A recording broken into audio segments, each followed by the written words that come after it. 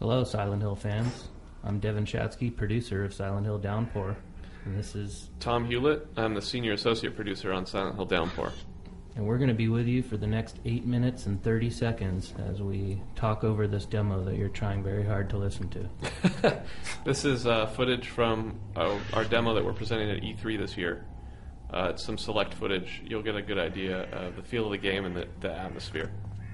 We'll try not to talk too much over it, but we'll chime in here and there as it goes along. For instance, this part right here.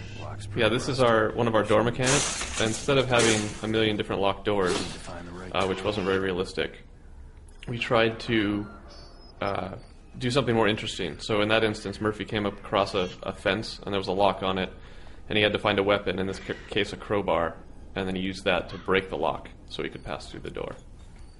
Another thing you just noticed there with the ladder, with all of our action points now, instead of having to press A to climb or press A to open or whatnot, we've tried to make most of the action points as seamless as possible. So ladders or areas that you need to duck under or whatnot will just be automatic. It's all about immersion. So, having to press buttons every time you do something kind of takes you a little bit out of the experience every time. So trying to make that an integrated feeling and really play upon the immersion of the game. Yeah, Silent Hill as a series has always tried to maximize the immersion factor because obviously if you're immersed in the experience, you're more likely to get scared. So, things like the sound, the graphics, the animation, the mature storyline, it's all supposed to be there and as realistically as possible to drag you into the game. Yeah, Votcher did a really good job of making our environments look really natural and obviously creepy, but they really dirtied up everything. And the most impressive thing is how none of the environments really look similar from room to room or whatnot. So you're not going to get that cookie cutter experience of you walk into a room and you recognize the same textures on the walls that you did 4 rooms ago.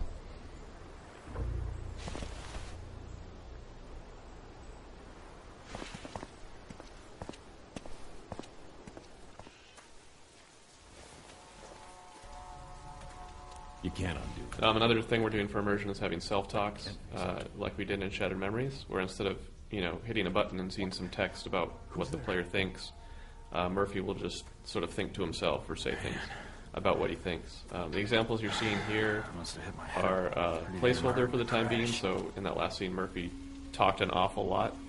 We're still balancing those so he doesn't sound like a crazy person or anything like that.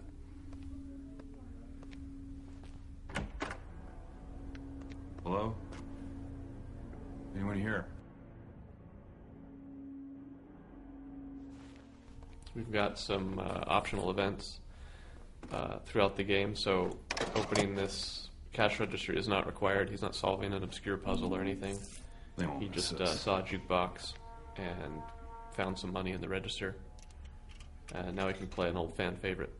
Yeah, we really wanted to let the player activate certain objects in the world and really get that immersion so that they can interact basically with any objects. You walk into a bathroom, there's a toilet there, and boom, you can use it.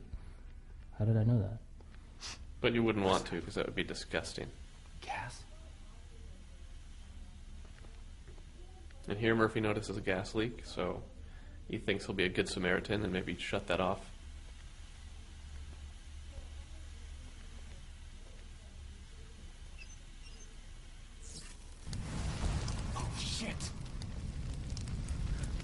But it's Silent Hill, so maybe that doesn't work out the way he was hoping.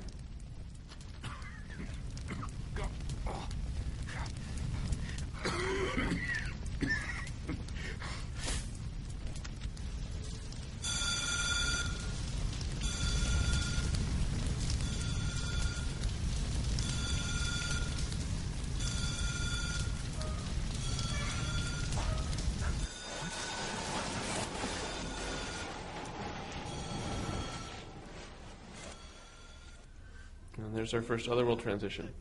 You'll notice it had a lot to do with the water coming from the ceiling, and it did not in any way resemble the movie or Homecoming.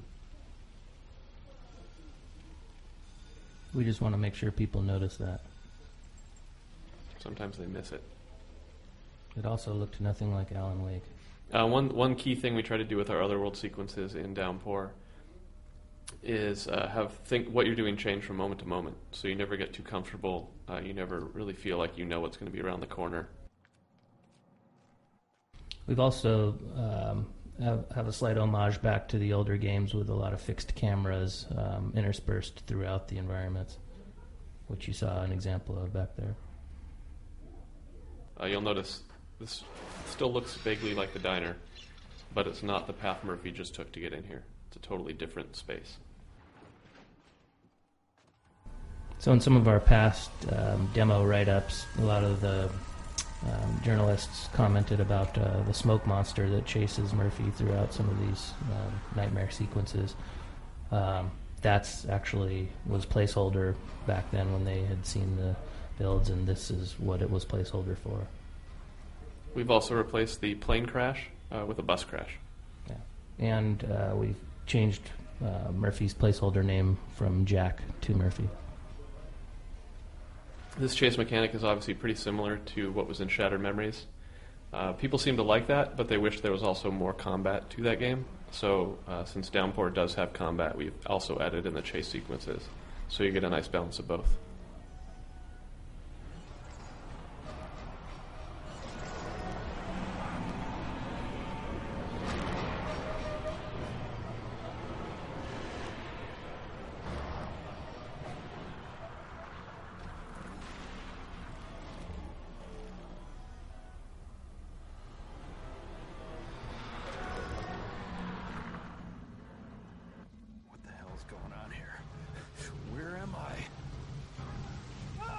This is our homage to Goonies. We are very big Steven Spielberg fans.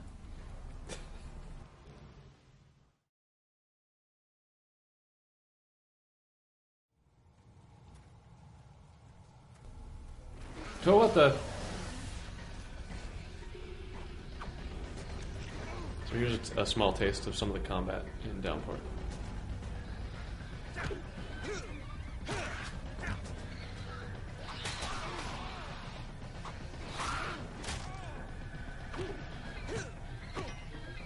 You notice Murphy's fighting with a crowbar here, but you can use objects strewn throughout the environments anywhere. So bottles, shovels, chairs, any object that you can find laying around is considered a weapon in Downpour. And you'll see instead of shifting through an inventory full of millions of objects, Murphy just walks up and picks up a weapon so he can fight with whatever's in his hand.